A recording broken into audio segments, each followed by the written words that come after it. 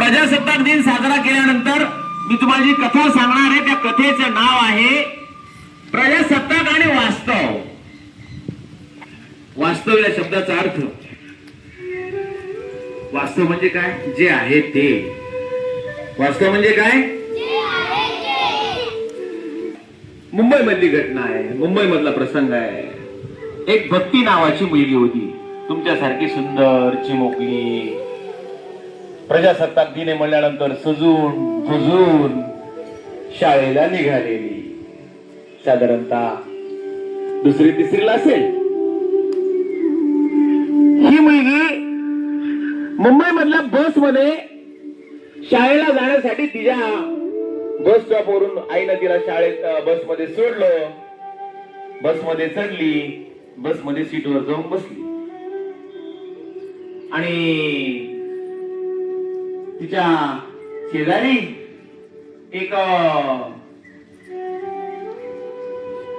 रामदेव नावाचे काका, जे खेड्यामधून आले होते, ते रामदेव नावाचे काका तिच्या शेजारी बसले.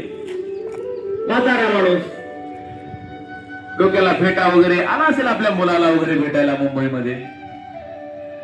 आणि मग हे रामदेव काका तिच्या शेजारी बसले.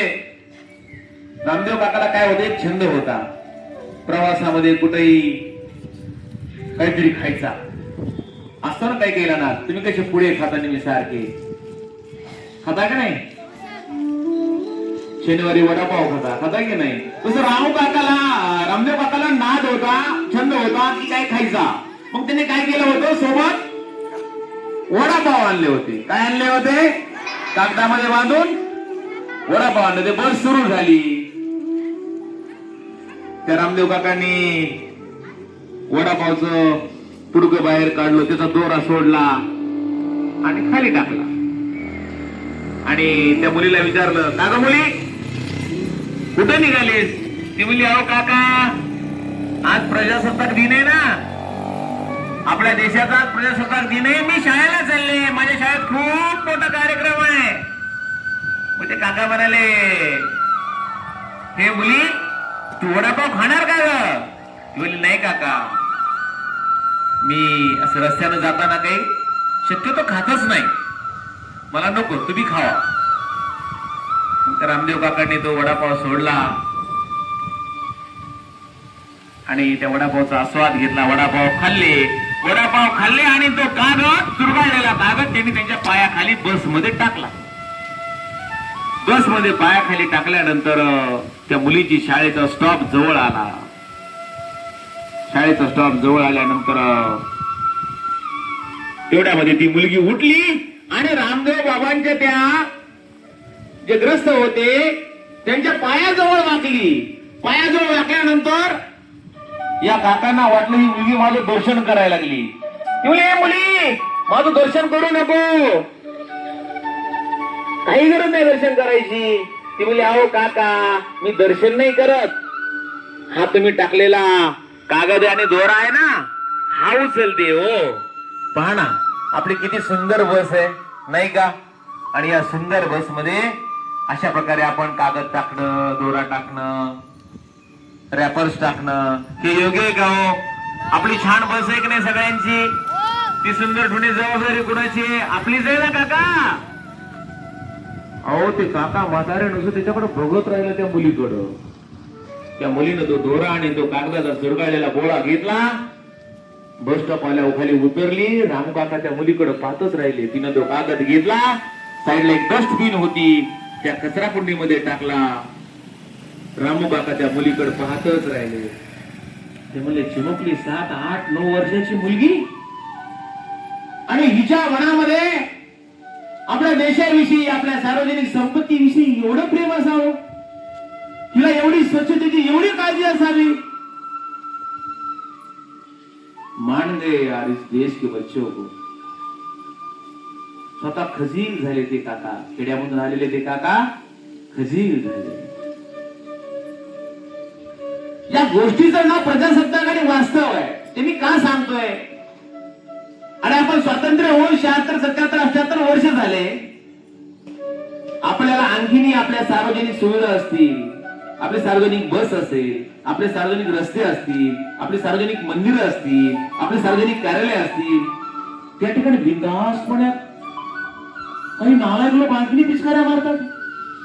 ते पिचकाऱ्या मारू नयेत म्हणून त्या कोपऱ्यामध्ये आपल्याला देवाचे फोटो लावण्याची वेळ आली.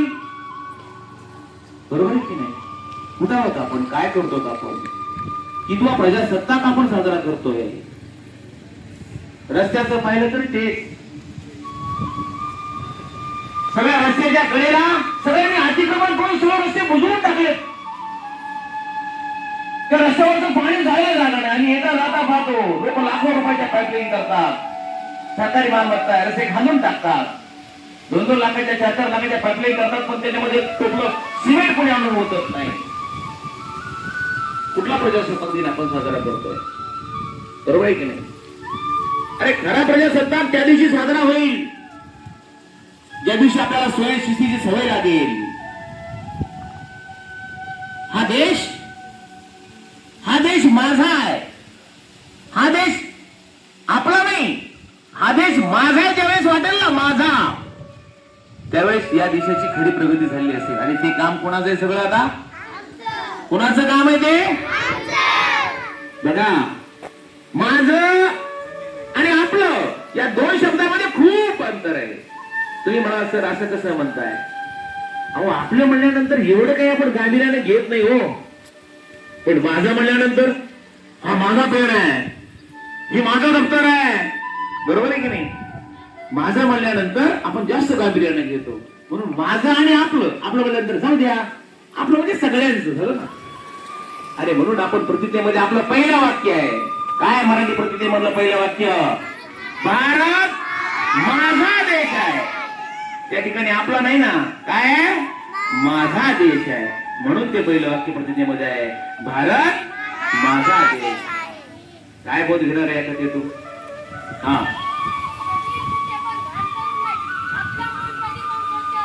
ठीक आहे. कधी कुठं पण घाण करू नये. बरोबर आहे. सार्वजनिक ज्या वस्तू आहेत त्या सगळ्या आपल्या. बरोबर आहे. हा, अगदी बरोबर आहे. फक्त स्वतः पुरतं घर नाही बघायचं, स्वतःच्या घरापुरतं नाही बघायचं. सार्वजनिक ठिकाणी सुद्धा आपण स्वच्छता ठेवली पाहिजे. अगदी बरोबर आहे. छान. हा, बोल. राईट. अरे नुसतं लोकांना दोष देत बसायचं नाही रे. काय म्हणला तो? जनतेला जबाबदार धरायचं नाही, आपण स्वतःपासून सुधरा रे. बाबासाहेब आंबेडकर मी नेहमी सांगतो, खूप सुंदर सांगितलेलं आहे. अरे दुसऱ्याचा विचार करू नका रे, आपण आपला विचार करा. आपल्याला आपलं स्वतःला सुधरा. बरोबर आहे की नाही? आपण करावा विचार, करावया पार भवसिंधू. तो बाकीचं बघेल. तुम्ही स्वतः अगोदर सेल्फ डिसिप्लिन, स्वयंशिस्त म्हणतो आपण मराठीमध्ये त्याला, ती आपण शिकली पाहिजे. ठीक आहे. खूप खूप धन्यवाद.